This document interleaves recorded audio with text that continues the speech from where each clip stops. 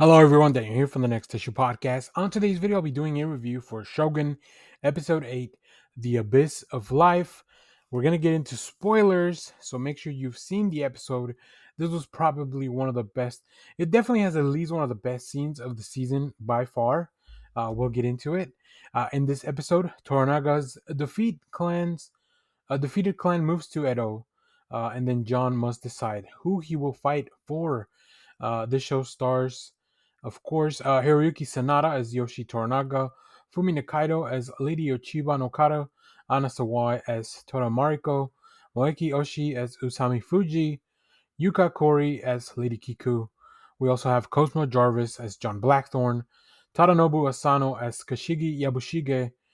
He's kind of the right hand man of Toranaga, very important for this episode.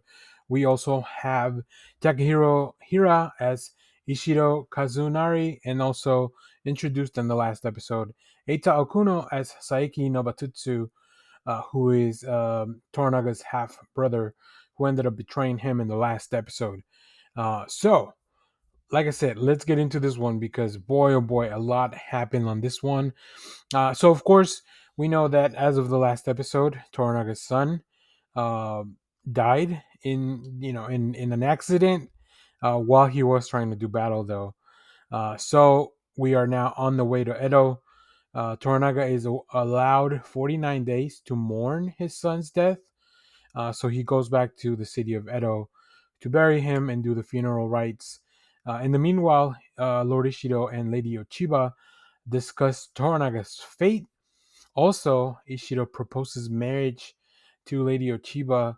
Wonder what the implications of that could be. They have a really interesting scene, a lot of tension. There's definitely something there, maybe even from before her husband and the Lord passed away.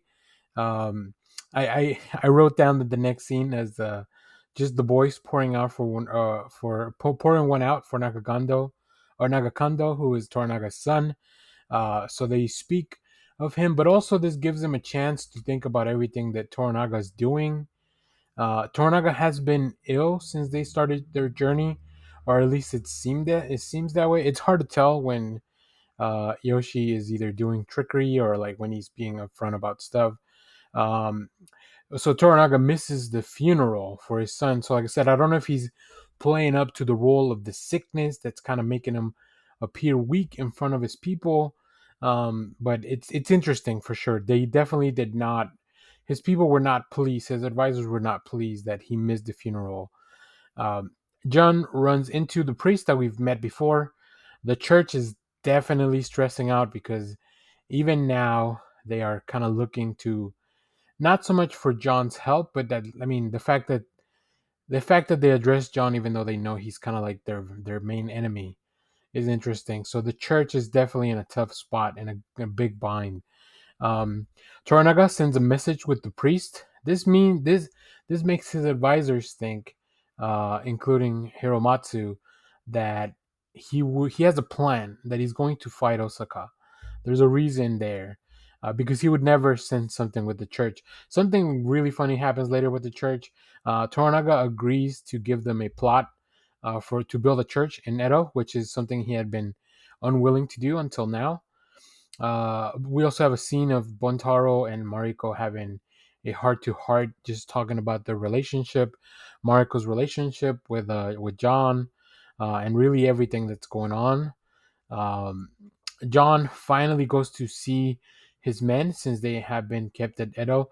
We only see one of them, Solomon, who is drunk and definitely doesn't know what's going on. John realizes that those are not his people anymore. He beats him up because he's attacked by Solomon, but it is unclear if he killed him. It looks like he did. So he's escorted back to his own place. So yeah, John and them have a falling out. I don't think we'll be seeing.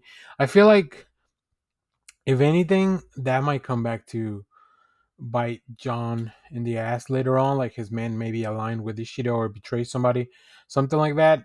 Maybe one of them at least. Uh, we then see John going to Yabushige,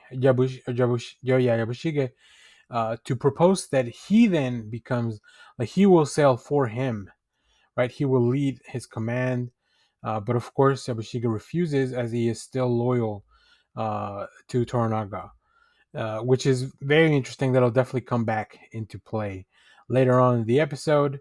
Uh, Toranaga has a meeting with all his advisors, but before this, one of the funniest moments of the episode. In the previous episode, A Stick of Time, we saw the lady of the brothel who runs everything ask Toranaga for a plot of land, and he acquiesced. He gave her a plot of land. They're checking it out, and then it shows up to the church. The church people show up to check out their plot of land. And when the priest asks, "Who is that?" they're like, "Oh, that's your neighbors." They they run a brothel, or I think they call them consorts, something like that. So, but obviously the priest is not happy about that. So, I like that Toranaga's having a little bit of a laugh at the expense of the church. That's pretty good. That dude is always thinking ahead. Um, we also see now this is when we go to the council. Toranaga will ask all his advisors that will go with him to die in Osaka to sign a letter. And this is where things get super interesting. This is probably the best sequence of the whole episode. Greatly performed. I don't have the name of the actor that plays Hiromatsu, who is Buntaro's dad, and of course Mariko's father-in-law, who she also calls. I think she calls him Grandpa. Um, but yeah, man, the his council rebels, right? His council, not everyone agrees to sign the letter. They start asking Toranaga, why is he willing to just die? Why is he willing to just put his head down? Why is he not fighting this time around? And that's kind of what sets things off. Hiromatsu tells Toranaga, "I if you refuse to fight, I will commit seppuku." And they go through with it. They have an exchange back and forth. Boy, like I said, fantastic performance from both actors. And Sanada, just like the pain in his face, because not only is he one of his most loyal advisors, but he's one of his best friends. And then Hiromatsu asks Buntaro to second him. So that means that, while one of them, while he stabs his stomach and cuts himself open, Buntaro then cuts off his head, and they go through with it. Toranaga is not willing to fight. He's not willing to rebel. It was intense. It was some of the most intense stuff I've seen in the season. It was greatly performed, though, just fantastic. But then we do see Toranaga and Mariko talking about what just happened, and he explains how Hiromatsu has given his life for the plan. It's crazy. Toranaga knew that this was going to happen, that this would be the spark to have his people rebel against him and maybe go through with it. This also means that he was planning for Yabushige and John to work together. So then we do see that they are at the ship, and then Yabushige accepts John's offer, and then also Mariko joins them per orders of Toranaga. Um, and it just feels like everything here is what Toranaga has been planning all along, and it's just incredible once the pieces fall together. Like I said, just an incredible ending to this episode. We conclude by Toranaga finally visiting his son, and then in some way also thanking him for buying him a little bit more time, right? Because of his death, he gets the 49 days of leeway before having to go to Osaka. Um, wow, what an amazing episode. I don't know where we're going. I don't know what's going to happen next, but I am very excited. Shogun continues to be one of the best shows of the year. If you're not watching it, you need to. If you're watching this and you're not watching Shogun, what's wrong with you? Go check it out. It's all on FX. It's on Hulu. So if you have seen this episode, though, let me know what you thought about it down in the comments. As always, thank you for watching, everyone. Remember to share, like, subscribe, hit the bell so you know when we go live. That is most Saturdays, 10 a.m. Central Standard Time. Stay tuned. We have more comic reviews, trailer reactions, TV recaps, all that fun stuff in the channel. Thanks for watching, everyone. Bye-bye.